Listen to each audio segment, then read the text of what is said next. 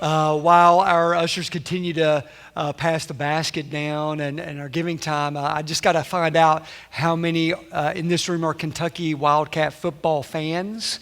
Welcome to church. Where we ask you to bring your burdens in and cast them before the Lord. It was a rough night last night, very sad if you're a sports fan, but anyway, sometimes after a good night's sleep, you're like, okay, that's not the most important thing in the world, but are you kidding me? Anyway, so we can be group therapy together. Glad you're here today. I'm so pumped. Beautiful day outside. The worship music is just incredible. The songs that we just sang are amazing. And I don't know about you, but if you listen to the lyrics or pay attention to the lyrics of those words and really think about what we're singing, it's pretty powerful stuff that we're saying to God and about God. And I hope that those lyrics are real for you. And we've been on this journey for 5, now 6 weeks counting today, this sermon series called One. This is the last message in that series, and I've loved it. It has been, a lot of times people don't understand that from a preacher's standpoint, we learn so much in preparing messages and stuff. And man, the Lord has pointed his finger at me and said, hey, Bill, are you living an integrated life? Are you focused on the one most important thing yourself? Because that's what we've been on a journey about together, is discovering the power of an integrated life where there's one singular focus. Everything is driving towards one main thing. And so many times in life, we're spinning so many plates personally, wearing so many hats personally, that we're really living disintegrated lives. We don't understand our why. We don't understand that there's a purpose for which God has made us, and we're not seeking to intentionally live that out. And when that's the case, life kind of has us rather than us have life. Our calendars have us rather than us have a calendar. Money has us rather than us have money. You get what I'm going at there? I mean, that's what can happen if you don't discover the power of that integrated life. So the Lord has really taught me personally so much in this series as well. Last week we shifted gears. We could spend a lot of time recapping the whole series, and I encourage you to go back and check out the other messages online. But I just want to back up last week because we shifted gears to talk about specifically this church, Hickory Grove Baptist Church, because if each of us here that is a part of Hickory Grove is discovering the power of an integrated life, we're trying to live on purpose with intentionality, living out the one main thing, and if we're doing that together, then that means together this church will also have a very integrated life, an integrated way of doing things, if you will.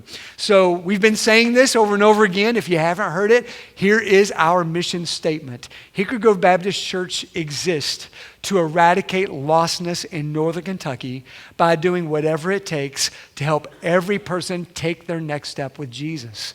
This is what we do. This is the one thing that we focus on. This is the one driving force. Everything we do should be driving towards that mission. And then we gave a list of, okay, how do we do that? What is our strategy? And it actually is the same answer of the question we asked a few weeks ago, why do we exist? We exist to do certain things together. Well, this list of 4 G's, this is our strategy for fulfilling our church's mission. Gather, grow, give, and go. We want to help every single person within our reach. Everybody in this room, everyone even outside these walls, we love to help everyone take these steps to gather in worship, to grow in smaller groups, to give of their time, talent, and treasure, and to go invite and invest in others where you work, live, and play. This is a life on mission. This is what our church does to fulfill that mission. We do these 4 things. Last week, we asked the question, why? What's the driving force? Why do we do that? And we listed our values. We listed the thing that we hold so dear that we want to do whatever it takes to help everyone else experience these things we hold so dear. These things are so transformative, so crucial, so life-changing, so awesome that we must do whatever it takes to help everyone else have these same things. Those things are life-changing grace, authentic community, purposeful living, spiritually healthy family. These are the things that by the power and grace of God we can have these things. We're growing into these things. We're understanding these things. We are experiencing these things. And that's why we do everything we can to help everyone else around us, where we work, where we live, where we play, get to experience these things as well. It's why we push through the awkwardness to try to go and invite and invest, because it isn't awkward to share the most amazing thing. that's been so life-changing to us personally. So we must offer these same things to the people around us. This is the why. So today, of all the 6 messages in this series, this one probably has the greatest potential to offend a lot of people in this room. And so I've been praying a lot about it, and I feel, y'all don't know this, but sometimes when I know that, I'm like, all right, I know I seem very intimidating and strong as a person to you, but there's a little wimp inside of me that says, should I preach this, Lord? I don't know. So I've prayed a lot about this. I'm like, no, we got to do this. We got to answer this last question. Here are the questions we've asked so far in this series. Why do you exist? Why do we exist? What do we do? And why do we do it? So today we're going to answer one last question. Why do we do it that way? Have you noticed how every church is so uniquely different? I mean, there's some similarities. There's some things that you can group some churches together and say, these are very similar and these are very similar. Absolutely. But I believe every single church is so unique. And what I think really makes them unique are their priorities, what they prioritize, and their values, and their strategy. I mean, there's lots of things that make them different. But these priorities, I'm going to list for you in a little bit, 4 priorities that we are grasping, that we are clinging to here at Hickory Grove, that I think explains why we do things sometimes the way that we do them. But before we go there, I want to share with you a passage in the Bible, Acts chapter 17, beginning in verse 16. And let me set the stage for you, what we're about to read. I love the book of Acts. Actually, I don't know if you notice this, but almost any genre you can think of that you might like to read is in the Bible. Like there's history, there's this kind of like apocalyptic book, Revelation, Song of Solomon's, I think, pretty sure the first Harlequin romance ever written, where God talks about love. Then you got Acts, and I think it's an action book. It is so, I lean in so hard when I read the book of Acts into how many awesome things were happening, and it was like the first church was on the move, and God was moving in it and through it, and lives were being changed, cities were being transformed. It's powerful stuff.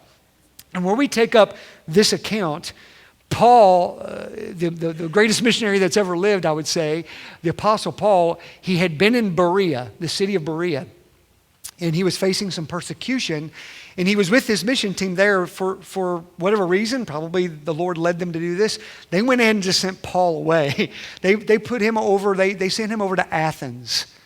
And meanwhile, Silas and Timothy, 2 of his missionary team members, stayed in Berea. So while he's in Athens waiting for Silas and Timothy to join him there, this is what happened. Acts 17, starting verse 16. While Paul was waiting for them in Athens, he was greatly distressed to see that the city was full of idols. There in the city of Athens, there in Greece, he saw something I guess he'd never quite seen before. And there were idols everywhere. There were lots of gold, marble, renditions, if you will, of lots of different gods and goddesses, shrines to different things that people worshipped, the different beings that people worshipped, and they were everywhere. And it distressed him. It says in verse 17, so he reasoned in the synagogue with both Jews and God-fearing Greeks, as well as in the marketplace, day by day with those who happened to be there. So as often was what Paul would do, he would go first to a Jewish synagogue in whatever city he was in and explain the gospel of Jesus Christ there, but then he would also go out into the city, out into the marketplace, and this is what he was doing. In verse 18, a group of Epicurean and Stoic philosophers began to debate with him. Some of them asked, what is this babbler trying to say? Others remarked, he seems to be advocating foreign gods. They said this because Paul was preaching the good news about Jesus and the resurrection. Interestingly enough, the stuff that Paul was saying seemed very weird to them. And I think what's also kind of funny, if you were to do a little bit of background on the Epicureans and the Stoics, these two different philosophical groups, they often were against each other. They were kind of rival debaters, if you will. But the one thing they could agree on this day is, okay, I know we normally argue, that Paul dude, what is he talking about? We can agree on that. He's saying some weird stuff about Jesus and resurrection. What's that all about? So it says in verse 19, then they took him and brought him to a meeting of the Areopagus, where they said to him, "May we know what this new teaching is that you are presenting?" Areopagus was basically the city council of Athens, but it's probably not like any of our city councils, which is more political, logistical in nature. They were very philosophical in nature. It was all about exchanging ideas and being current on the newest philosophies of the day and debating about them. And it says in verse 20, "You are bringing some strange ideas to our ears, and we would like to know what they mean."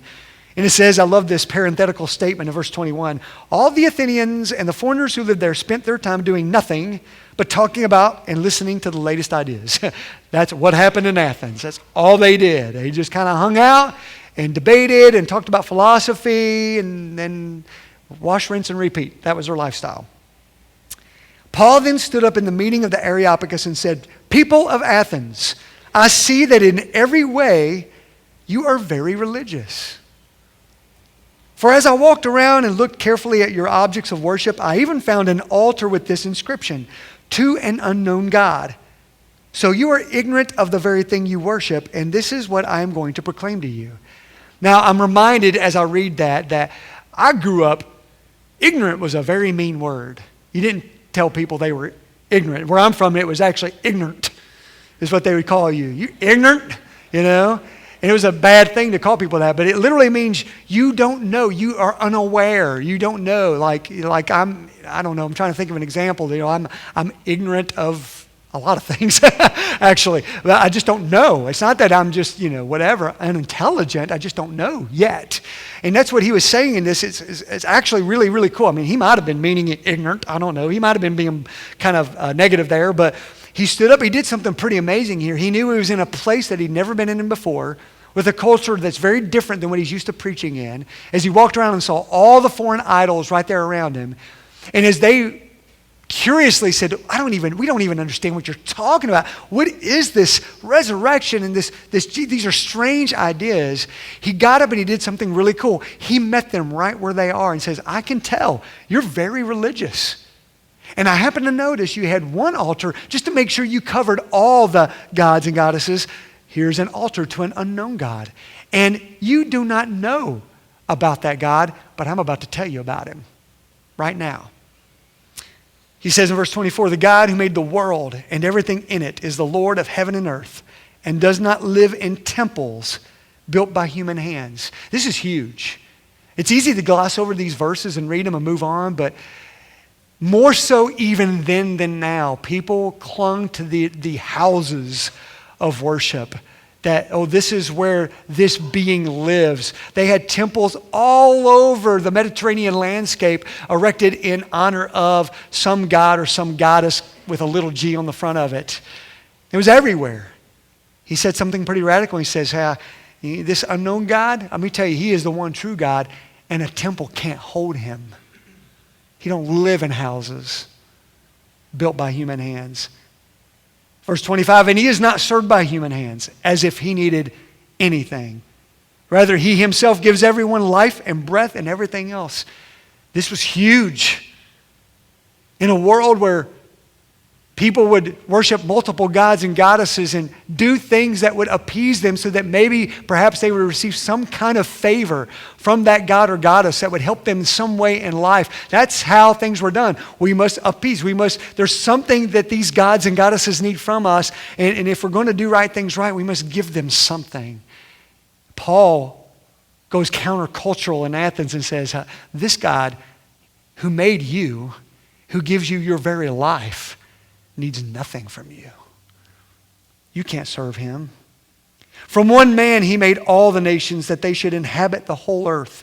And he marked out their appointed times in history and the boundaries of their lands. God did this so that they would seek him and perhaps reach out for him and find him, though he is not far from any one of us. For in him we live and move and have our being." It's kind of like what we sang earlier. His very breath is in our lungs. You could be as atheist can be. Still his breath in your lungs. As some of your own poets have said, we are his offspring. He's so smart. God just inspired Paul, to say, hey, take their own poetry and preach the gospel through it. He says, just like you all are saying, your poetry, yeah, we are his offspring. Therefore, since we are God's offspring, we should not think that the divine being is like gold or silver or stone, an image made by human design and skill. In the past, God overlooked such ignorance. But now he commands all people everywhere to repent. For he has set a day when he will judge the world with justice by the man he has appointed.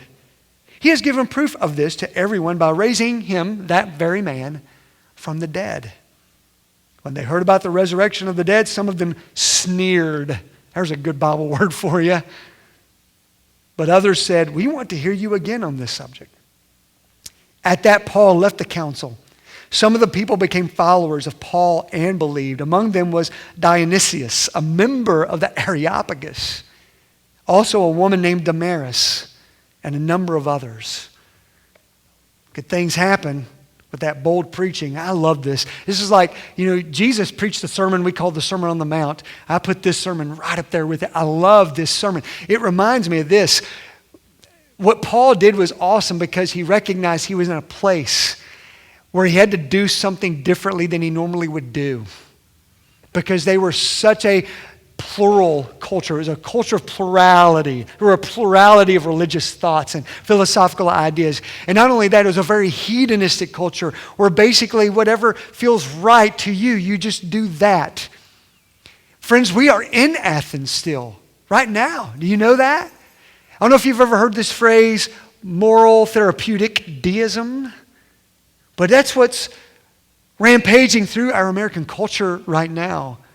Where we just simply say, I want to do good things, and when I need something from God, I will come to him and he can make me feel better. And that's kind of it. And there's this ignorance, if you will, to how great God is and how lost we are without him. How desperately we need him. And how he transforms our very lives. And this thing that Jesus did on the cross and also stepping out of that grave afterwards is transformative, and it's the best news ever. And it's not about what I do or how I live or if I enjoy life or not. It's about God and how he created me and has a plan and a purpose for my life. That changes everything, guys. What I learned from watching Paul preach in Athens is this. We must do things differently if we want to reach people with the gospel. It is no, I don't know if you know this or not, but it's no strange thought to ministers all over America that churches are on the decline. People declaring their faith through baptism is on the decline. There's the rise of what we call the nones, N-O-N-E-S, people who are non-affiliated. I have no religious affiliation. I'm not to declare anything. I'm just spiritual, or I'm just whatever, I'm just open, I'm just whatever, That's where we are right now. We're not too far from the Athenians here. It's a very postmodern world. It's a very post-Christian world. And even in places, it's becoming a little bit more of an anti-Christian world here in America. It's a different place. And so we can't keep doing the thing that is defined as insanity, doing the same thing over and over, expecting different results. We can't do life like that. We can't do church like that anymore if we want to fulfill the mission that God has given us. And then I look back at verse 26 in this passage, and it's easy to miss what he says here. He says, from one man he made all the nations, that they should inhabit the whole earth, and he marked out their appointed times in history and the boundaries of their lands. Where you were born is not by accident. Where you live is not by accident. From the beginning of time, God chose where we would be and who we would be and where we would live and where we would work and where we would play, where we would do life. It's no accident that 219 years ago, a group of people living in this area decided to start a church. And that ultimately God would place it on their heart to buy 40 acres of land right here, which would turn out to be at the crossroads of the two busiest roads, Highway 16 and Highway 17, in the most unchurched county in the entire Commonwealth. That's not by accident, guys. God planted us over 2 centuries ago to do this, eradicate lostness, doing whatever it takes to help every person take their next step with Jesus. That blows my mind, and it fires me up, and it scares me to death all at the same time. It's so cool. And it's why we cling to these 4 priorities. Truth over tradition, mission over method, excellence over maintenance, and reaching over keeping. Let me walk through these real quickly with you. First, truth over tradition. We will always stand on biblical truth, period. That is truth. Now, tradition isn't always bad. I don't know about you, I've got some really cool family traditions that I love. The problem with tradition in churches is that sometimes tradition gets confused for biblical truth. And whenever a tradition gets in the way of the mission and it is not based on biblical truth, we have to let go of it, right? Right? The mission's too important. And there's lots of examples of this because churches, I mean, we all have lots of traditions. We create traditions, just like families do. And like I said, there's nothing wrong with them, but we must hold them loosely and be careful not to hold them too tightly because the day will come when that tradition may be the very thing keeping us from fulfilling the mission. So we have to have truth over tradition. I'll give you one just really little example. When I first came to Hickory Grove, we had these little signs on the doors coming into the lobby. And as you know, we are not doing this anymore. But we had this: no food or drink in the sanctuary. It's a tradition. It might have been to protect the carpet, or I don't know. When it started, I wasn't a part of that when that was started. But it's just, and this isn't unusual. I think there's a lot of places that have worship centers where, for whatever reason, they don't want to have that in here. But I remember when we started, when we took these down, and when we were like, this seems to be a very unnecessary barrier to worship because, as it turns out, this isn't the house of God. As strange as that may sound, I'm sorry. The Bible says in 1 Corinthians 6:19 that your body is the house of God. If you place your faith in Jesus Christ, His Holy Spirit dwells within you. So therefore, you are the sanctuary. As it turns out, this sanctuary eats and drinks. In fact, I've been told this sanctuary needs to eat more. That's what I've been told. So there's a weirdness to that because as we reach more and more people who are not churched, this is weird. So it was an unnecessary barrier to us reaching into the lostness in Northern Kentucky, so we did away with that. And actually, too, just a logistical thing, because we have conferences and meetings in here, and we sometimes bring out round tables and sit around, and we'll have snacks. It's not an unholy thing, but I remember when it first happened, I had a conversation where someone came to me and was like, this is not good, and we were talking about it, and finally the person says, it's just wrong. And I said, okay, now I hear you, because the last thing I want to do as pastor is to do anything biblically wrong. So please, let's open up His Word and find the verse for that. And as you probably know, there's not one. There's just not one. So this is when you say truth over tradition. And that's just a tiny example. There's so many more. We have to let go of our traditions if they get in the way of the mission. And we always cling tightly to biblical truth, no matter what. Truth over tradition. Then you have mission over method. This was so easy to get confusing. Because when a method is put in place and it works well, yay, right? We're happy about that. And we celebrate that. But over time, that method may lose its effectiveness. And what is so hard for churches so many times is we've confused the method over the mission. And we think our mission is to do that program on that day at that time till Jesus comes back. That's not the mission. The mission is to eradicate lostness, to make disciples. It's always been the mission. And so we have to take our methods and put them always on the chopping block and evaluate them. Is it working? If not, how can we change it? If there's no changes we can make that make it work, we don't do it. We do something different instead. Because the method is not the mission. The mission is the mission. We must always remember that. And a lot of churches are clinging so tightly to their methods. They still are asking, why aren't we reaching more people? Why aren't we making more disciples? Why aren't people coming to the saving knowledge of Christ? Because we started doing this and we've always done it, and why is it just not working? Well, we got to do things differently sometimes. When I first came on staff at Hickory Grove in May of 1998, There were several programs in place that are not in place anymore. You may remember these programs: ACT Teens, GAs, RAs, I forgot, I think GAs is Girls in Action, RAs is Royal Ambassadors, that was the boy one. And then there's Mission Friends. So when those began, they were great. They were effective. I don't want to ever rewrite history and say, those were horrible. No, they were great. But over time, they just weren't as effective.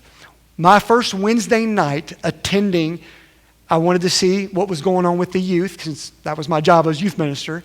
And so we come alongside, and for the teenage RAs, it met in the gym in the other building, and there was one guy there, and there was one lady who was the leader of the boys' RA program. Let me say that again. There was one lady who was in charge of the guys' RA program. So she sat on the sidelines. He shot basketball. I thought, well, I'll get to know this guy. We hung out and shot basketball. And then while he kept shooting, I sat down, introduced myself. Let's talk about how are things. What she said, the only thing I remember from that conversation, she said, please take this from me. I don't want to do this anymore. That's what she said to me that day. I said, okay, we'll do that. I'll take this and I'll run with this. And that there was no more after that school year, which was almost done. We didn't do that anymore.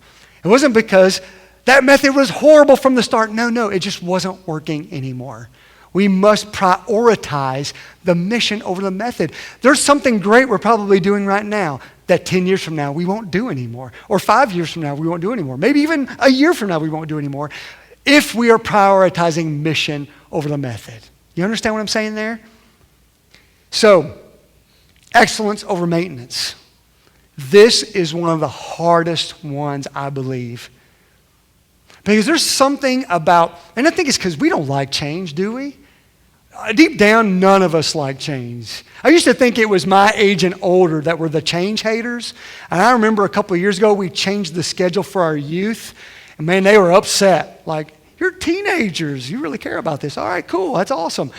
We all don't like change, especially if it's change that, well, we don't like or it seems inconvenient to us.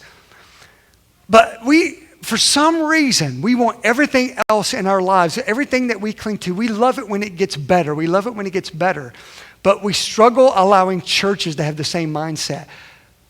Why can't a church strive for excellence just like Chick-fil-A can?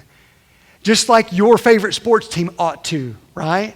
Why can't we do the same thing? But we often shy away from that. We don't want churches to strive for excellence because that means if we're going to get better, they're probably going to change some things, and that's hard for us. And what makes it even harder, here's what that means. We sometimes need to stop doing good things in order for us to start doing great things. And this is just a principle of excellence.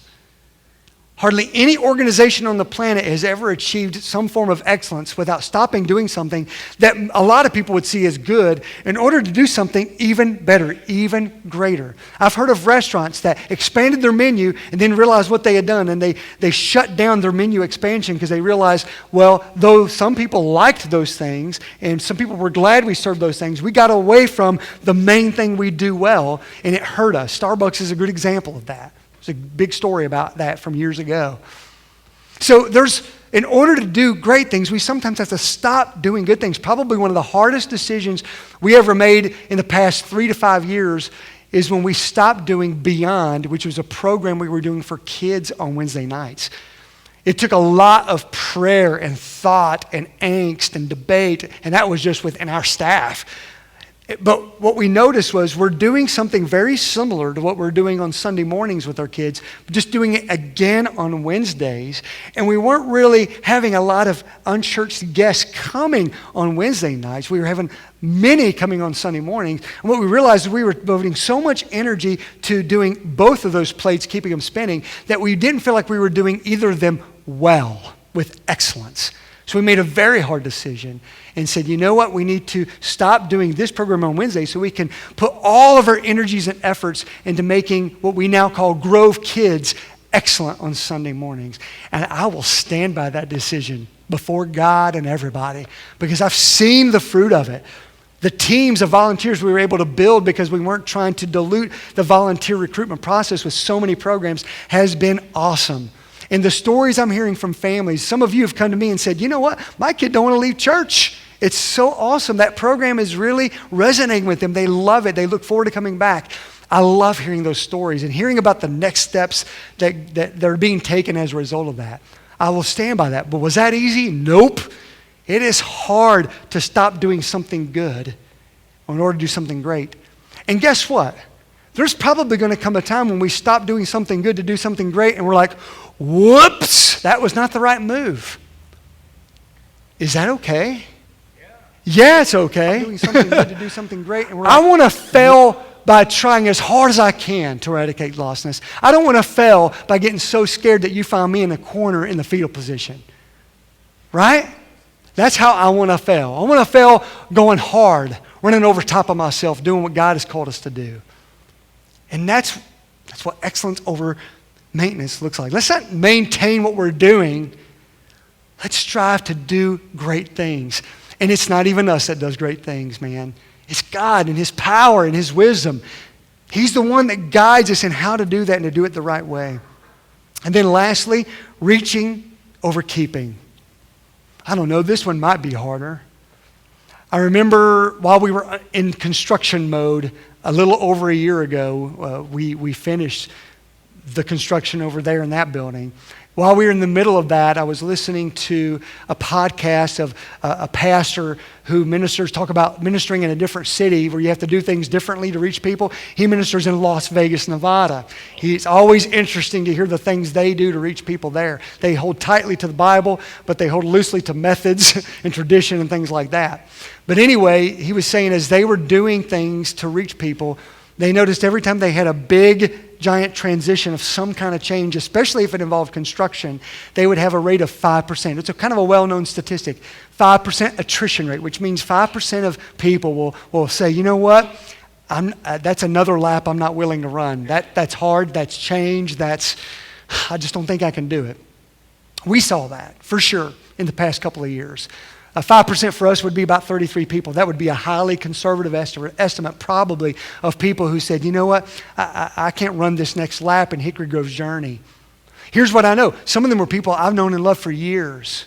And every single conversation I had with people that were saying, I think it's time for me to depart, every single one of them I had conversations with, they all love Jesus.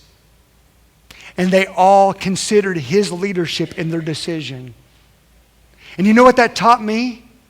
That taught me this. Don't spend all your energy trying to keep people who are following God's lead to go somewhere else. Because that's not the mission. Jesus didn't say, instead of go therefore into all nations, making disciples, He didn't say instead, build yourself a group of people that really love each other and stay huddled together and don't let anyone leave. Don't do that. That's not what Jesus said at all. Reaching must take priority over keeping. Especially in this case, listen, if someone was saying, I'm walking away, I don't know Jesus yet, but I've got to get out of here. I'd be like, let's hold on. I want you to know the gospel of Jesus Christ. But for those who have the gospel of Jesus Christ, they're growing in their faith and they're following God's leadership, we must be willing to say, it's okay if that happens. It's okay if that happens. And we've seen the fruit of that. Though we've seen probably more than the 5%, which is 33, depart from here. In the past 2 years, our attendance has increased by 150 people because we're reaching instead of keeping. We're prioritizing. And listen, it bothers me anytime I see someone that says, you know what, I'm out. I want to say, oh no, don't be out. Come on, join with us. Let's do this together. But at the end of the day, if keeping becomes our focus, we are no different than a country club or a civic group. We cease to be the church of the living God, not on our watch. I don't know about you guys, but I've come to understand this. Life is too short to do anything different than this stuff. You know what I mean? I got to have a visit with our deacons. We went over to visit Jerry Harris, who's one of our deacons here at Hickory Grove. And this man he's got mesothelioma, it's lung cancer. I thought of him while we were singing, Tim. I thought of him while we were singing, Great Are You, Lord. Because breathing is hard for him. And while we were sitting there in a circle in his living room and talking to him and about to lay hands upon him and pray for him, He even said, I'm not probably going to talk too much because it's hard and it hurts when I breathe. He couldn't stop talking. He shared the gospel to deacons. I found out later, I was talking to his wife, Cindy, and she said that he wanted to go out and talk to a neighbor. It's a big deal for him to get up the strength and walk out and go to another porch. And he saw a neighbor out, and she saw where he went, and he came back, and she talked to him and said, "What was that all about?" And he just wanted to be sure that this neighbor knew who Jesus was. And I thought about this as we sing that song earlier. It is God's breath in his lungs, and he knows that. And so with every last breath he will have till he has his homecoming, he's going to declare the gospel of Jesus Christ. And I tell you what, I needed to see that yesterday. Because life is too short. And eternity is too long. And hell is too hot.